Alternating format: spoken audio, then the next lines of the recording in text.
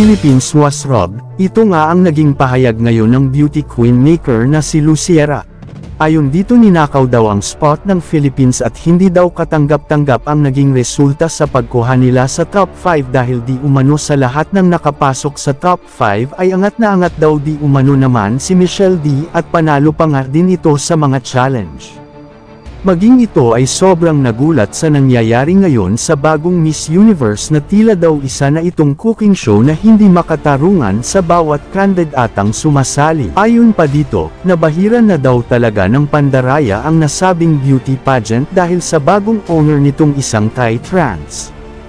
Ang reputation ng bagong Miss Universe ay tila unti-unti nang nawawala dahil sa paninipulang ginagawa ng Thai transgender na hindi kailangang itolerate dahil naniniwala itong isa itong pandaraya na kahit na deserving ay hindi nila ipapasok dahil may personal na issue sila sa bawat kandidata.